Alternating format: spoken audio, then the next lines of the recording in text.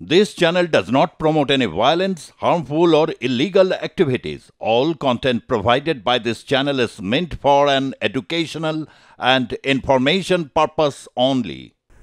সদনে বাংলা ভাষা নিয়ে অধ্যক্ষের দৃষ্টি আকর্ষণ করেন তৃণমূল কংগ্রেসের বিধায়ক মনোরঞ্জন ব্যাপারী। তিনি বলেন, বাংলা ভাষায় চর্চা না রাখলে নিজের মাটিতে আমরা বহিরাগত আখ্যায়িত হব।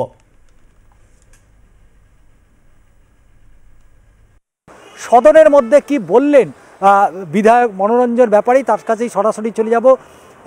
এই যে বাংলা ভাষা নিয়ে অনেক সময় আমরা দেখি যে তারা বাংলা বলতে চান না, অথচ বাংলাতেই রয়েছেন, তাদের কর্মসংস্থান, পরিবার সমস্তটাই বাংলাতে, অথচ তাদের বাংলা বলতে গিয়ে কষ্ট হয়, আবার মাঝে মধ্যে হুমকির মুখেও পড়তে হয়। কি বলবেন আপনি, যেহেতু সদনে আজকে এই বিষয়টা উত্থাপন করেছেন? বাংলা আমার মাতৃভাষা, আমি বাংলায় বসবাস করি। বাংলা এমন একটা শক্তিশালী ভাষা, যে ভাষাতে আমাদের কবি রবীন্দ্রনাথ ঠাকুর লিখে নোবেল পুরস্কার পেয়েছিলেন। এইটা আমাদের বাঙালির গর্ব, আমার ভাষার জন্য আমি গর্বিত। অথচ আজকে দিনে দিনে পরিস্থিতি এতটা খারাপ হয়ে গেছে যে আমার বাংলাতে বসে আমাকে বহিরাগতের হুমকি আর ধমকি সহ্য করতে হচ্ছে। তারা বলছে হিন্দিতে কথা না বললে পরিষেবা দেবে না। তারা বলছে আমি বাংলায় কথা বলছি, আমাকে বাংলাদেশে চলে যেতে হবে। আমার এক বোন শক্তি রূপা সাধুকা, তিনি হিন্দি বলতে অস্বীকার করেছেন, তাকে ধমকি দেওয়া হয়েছে বাংলাদেশে চলে যাও। বাংলাদেশের ভাষাও বাংলা ভাষা, পশ্চিমবঙ্গের ভাষাও বাংলা ভাষা। আমরা বাঙালি, আমরা কেন বহিরাগতের ভাষায় কথা বলতে যাব? ওরা বলছে হিন্দি, হিন্দু, হিন্দুস্তান। এই দেশটার নাম হিন্দুস্তান নয়, ওরা বলার চেষ্টা করছে হিন্দুস্তান। সংবিধানে হিন্দুস্তান শব্দ নেই, হিন্দি ভারতের রাষ্ট্রভাষা নয়, কিন্তু এটাকে চাপিয়ে দেওয়ার চেষ্টা হচ্ছে, বলার চেষ্টা হচ্ছে।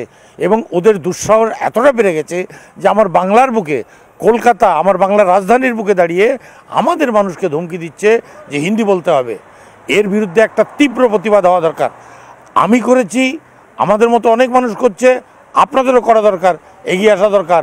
না হলে একদিন এই বাংলাতেই আপনি বহিরাগত প্রতিপন্ন হয়ে যাবেন, বাংলার থেকেই আপনাকে খেদিয়ে দেবে। আমরা রাজ্যের আইনসভার ভেতরেই দেখলাম যে বিধায়ক তিনি সরাসরি স্পিকার, ডেপুটি স্পিকার উদ্দেশ্যে তিনি বললেন যে সদনের ভেতরেও দেখা গেছে যে প্রশ্ন উত্তর পর্বে সেখানেও বাংলা ভাষায় প্রশ্ন উঠলেও অনেক সময় মন্ত্রীরাও কিন্তু সেই হিন্দি ভাষার পরিপ্রেক্ষিতে হিন্দি ভাষাতেই উত্তর দেন। এটাই দেখে খারাপ লাগে তো, যে সদস্য হিন্দিতে প্রশ্ন করছেন তিনি কিন্তু বাংলা জানেন, বাংলা বোঝেন। একান্তে যখন আমরা ক্যান্টিনে দেখা হয়, বাইরে দেখা হয়, তখন তারা বাংলাতে কথা বলেন। কিন্তু সদনের মধ্যে যখন প্রশ্ন উত্তর পর্ব চলে, তখন কিন্তু তিনি হিন্দি, একজন তো গোর্খা ভাষা, সেই ভাষাতেই কথা বলা শুরু করেছেন। তো ঠিক আছে, তিনি তার মাতৃভাষাকে ভালোবাসেন, যে কোনো মানুষের মাতৃভাষাকে ভালোবাসার অধিকার আছে, তিনি তার ভাষাকে আঁকড়ে ধরে আছেন, থাকুন, আপত্তি নেই। আমরা কিন্তু আমাদের মাতৃভাষা আঁকড়ে ধরে নেই, আমরা তার ভাষাতে তাকে জবাব দেওয়ার চেষ্টা করছি। কেন? বাংলার মাটিতে দাঁড়িয়ে আমি বাংলাতেই কথা বলবো, বুঝে নেবার দায়িত্ব তার। যদি সে বুঝতে না পারে, বাংলা শিখুক। বাংলার সদনে বসে সে তাকে তার ভাষায় বোঝাতে হবে, এটা তো অন্যায়। এবং এই প্রশ্রয় আজকে দিনে দিনে আমাকে আমার ঘরেই আমাকে বহিরাগত করে দেওয়া হচ্ছে।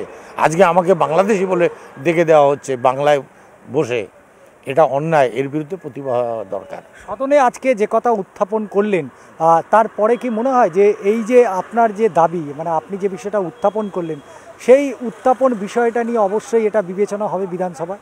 অন্তত পক্ষে যেসব সদস্যরা ছিলেন, এবং আপনাদের এই চ্যানেলের মাধ্যমে এই খবরগুলো যখন গোটা বাংলায় ছড়িয়ে যাবে, তখন মানুষের মধ্যে একটা সচেতনতা তৈরি হবে।